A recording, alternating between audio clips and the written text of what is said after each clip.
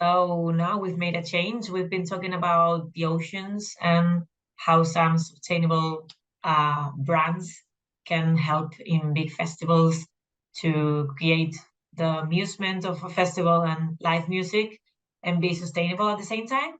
And now we're turning to English because we got the chance of talking about Wild Paths, and we got here Ben Street from Wild Paths Festival. So now, Ben, it's your time. So anything you want to share is your 20 minutes time. Amazing. Thank you. Sorry, I'm just coming in from London time, so we're just slightly off here. But yeah, so I run Wild Paths Festival. We've been running that for the last 5 years. And when we started, we wanted to make sure that we start on the right footing, and sustainability and trying to move towards a circular system was really important to us. We're now part of a number of different initiatives and programs to try and help that, including the GDCF, which is the Green Deal Circular Festivals. But I'm going to talk a little bit about what we've been doing as a festival and some of the initiatives that we've put into place. So yeah, I'm going to start with looking at Wild Paths 2019, which is our maiden voyage. And one of the key things we wanted to start with was making sure that we didn't have any single-use plastics, because that's a big issue with sort of ocean plastic and the amount of carbon that's used up in creating plastics. So one of the things we did, we went completely single-use plastic free. We partnered with Cano. That was perfectly timed. Who make aluminium cans filled with water, which at the time was a better option. And we've also worked with Life Water, who, in a similar way, use aluminium cans. They both didn't have the plastic ring pull, which is an important thing to us because that sort of defeats the object. And all of our artists and all of the crew and most of the bars at the festival featured Cano water. We also partnered with Frank Water, who is a water charity. They do a lot of great work out in sub-Saharan Africa and other areas, providing water infrastructure. And so we had these donation points at every venue. It's 23 venues, a city festival. So people could read about Frank Water and the great work and donate. Messaging is super important. So the last couple of slides we're seeing here are to do with our conferences and panels. We had climate activists involved.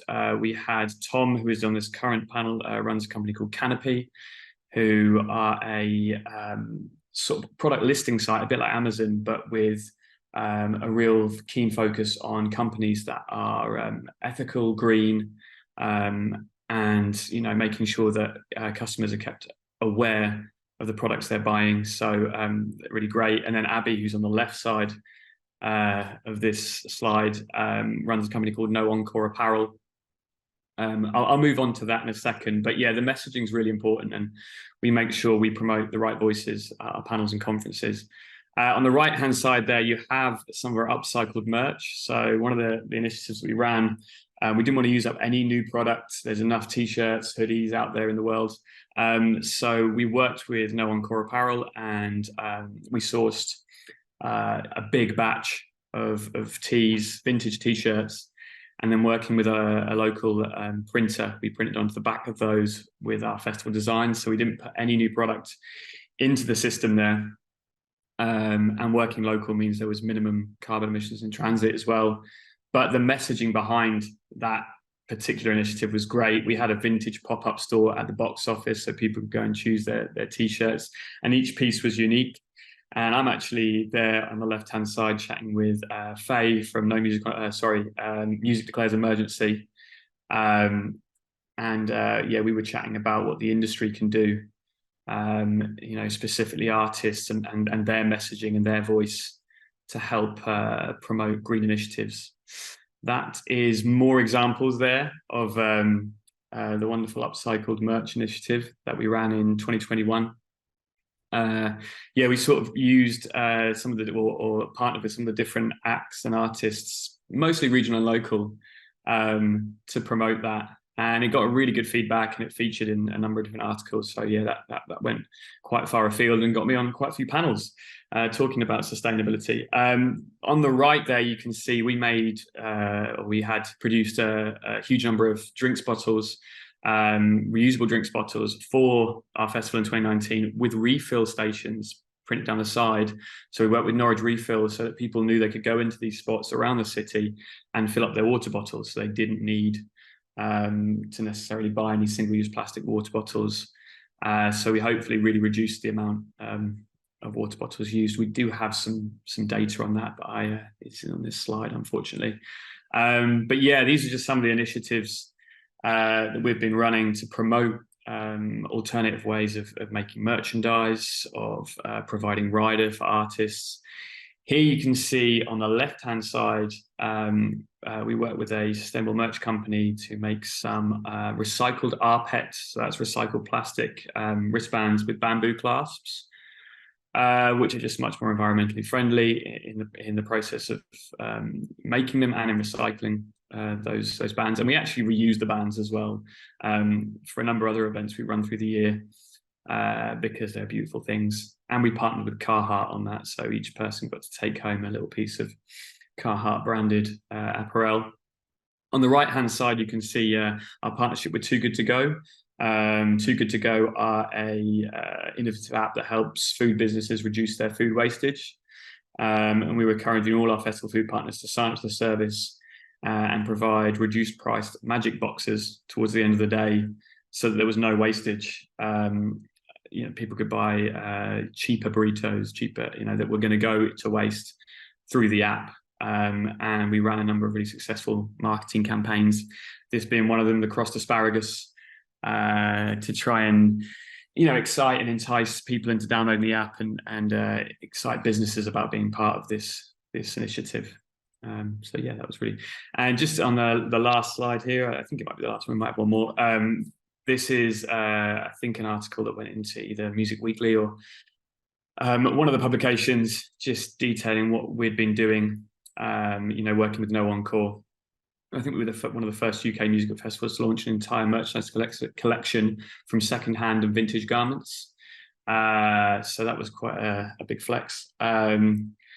And yeah, a huge cut down on wastage there. And, something that actually we received some really great feedback from our audience, all having very unique individual pieces and enjoying shopping through the little box office vintage store to find their t-shirts. It wasn't without a few drawbacks. Very difficult to sell in advance online. So it's something we're still working on. And although we did have a lot of apparel left, we then passed that out and gave that to a lot of our staff. So looking at the financial side and trying to make it work year on year.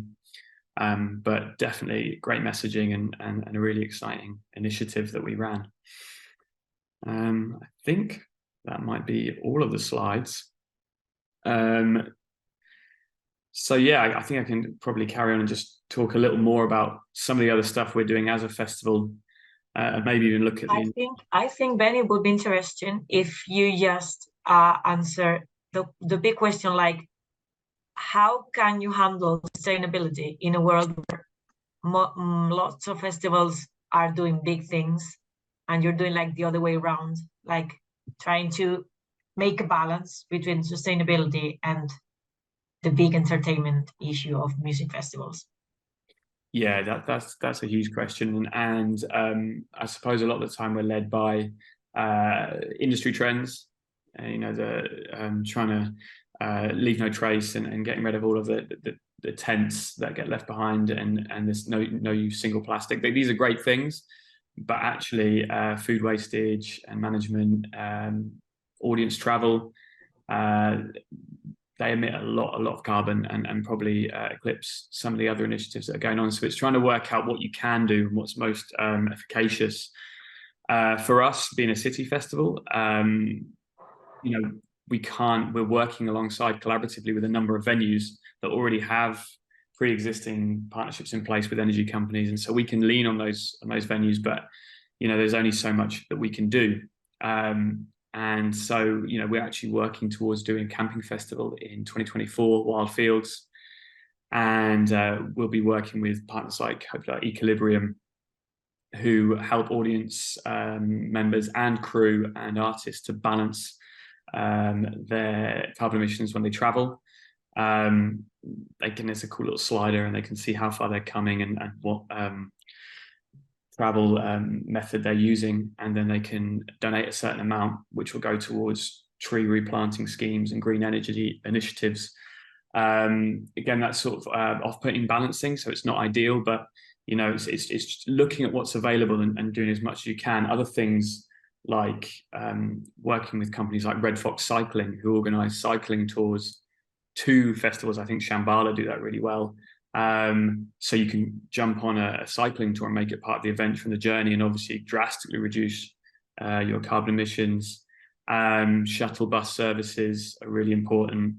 But yeah, the messaging as well, like it's something that we've found is through the conferences and panels and discussions, you're altering people's minds and perceptions and trying to hopefully get them to take home a positive message of things they can do, and bringing in partners like Canopy, No Encore, Music Declares Emergency, Climate Live UK, gives those people a voice in a wider forum. So it's you've got to spread your net really wide and hope that by doing as much as you can, you're having the broadest impact that you can. But yeah, as an industry, it's tough because especially when you're thinking about greenfield camping events, you're thinking about generators. We'll hopefully be looking at using HVO fuel instead of diesel. So there is a reduction there, but it's not ideal. And the technological advances in things like solar-powered generator units and batteries is still not quite there to run the huge loads that you need for these big festivals. So we're getting there step by step, but there is still there's a huge amount of work to be done. Well, Ben, thank you very much for your time. If there's any last thing you will say, well, good to know that you're turning in 2024 to Westfields. So hope this challenge gets really successful and makes an impact, not only on the UK, but outside. So I don't know if you want to join or any other thoughts before we say goodbye. I think it's really, really exciting to see events like Shambhala and Digital in Amsterdam. Digital in Amsterdam, I believe, have become one of the first fully circular festivals. It's really exciting to be part of European initiative, sort of wider international initiatives like the GDCF, and I think seeing things like Vision 2025 providing a real step-by-step guide to how to move towards a much more circular festival system and eventually become regenerative. So I think, amongst the big players in especially the independent festival industry, there's a lot of positivity and a lot of grand ideas.